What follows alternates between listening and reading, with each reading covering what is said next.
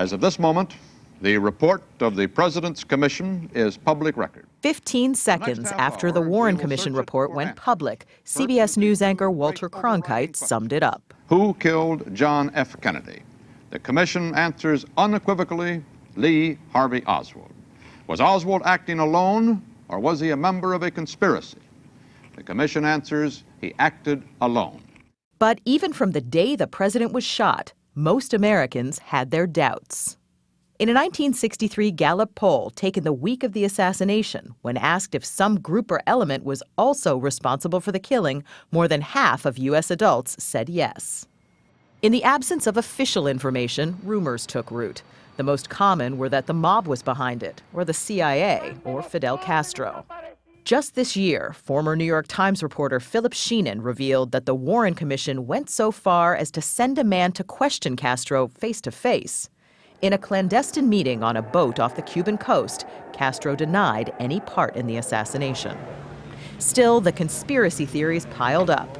Oswald, with his cheap little rifle, couldn't have done it alone. We did. An unending parade of investigators and news outlets, not the least of which was CBS News, spent years and whatever money it took to find evidence, any evidence, that the official story wasn't the whole story. Did Lee Harvey Oswald shoot President Kennedy? CBS News concludes that he did.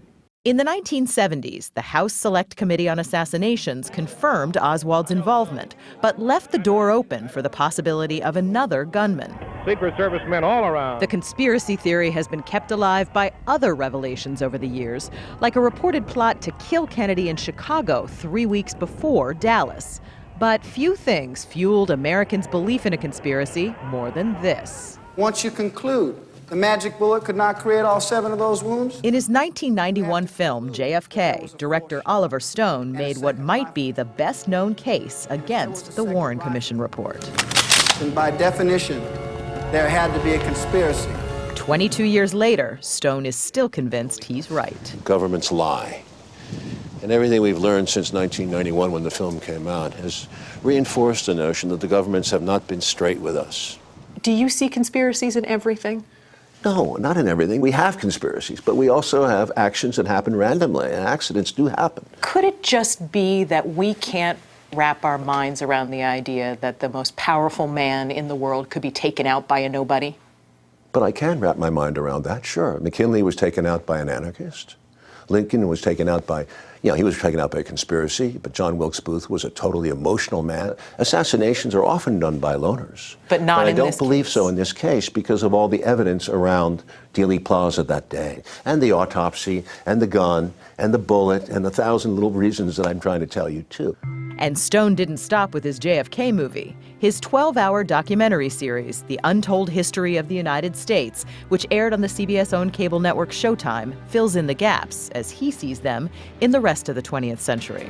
Dwight Eisenhower put the world on a glide path towards annihilation with the most gargantuan expansion of military power in history.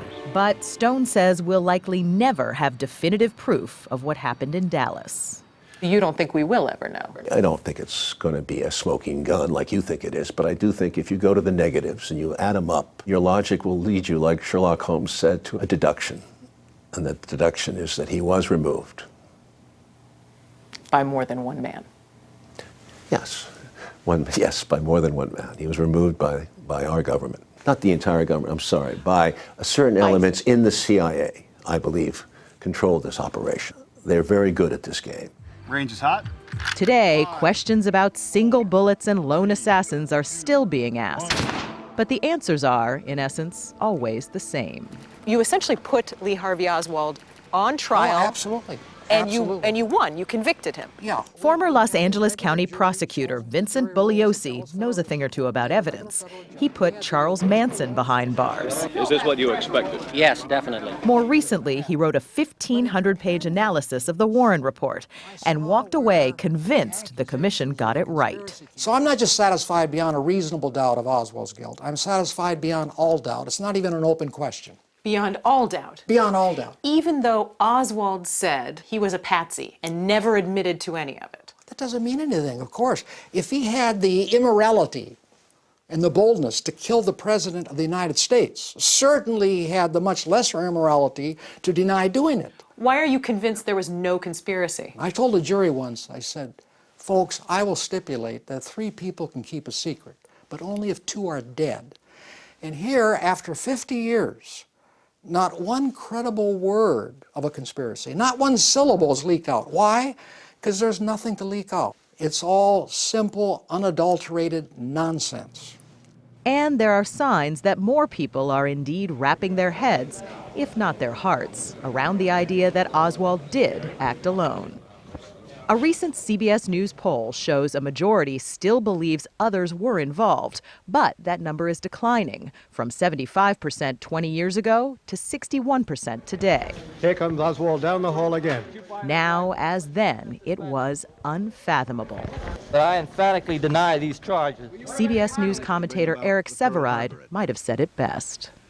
What fed the conspiracy notion about the Kennedy assassination among many Americans was the sheer incongruity of the affair. All that power and majesty wiped out in an instant by one skinny, weak-chinned little character. It was like believing that the Queen Mary had sunk without a trace because of a log floating somewhere in the Atlantic. And that conspiracy notion may likely exist 50 years from now. Truth is, no amount of evidence can explain what has been to so many the unexplainable.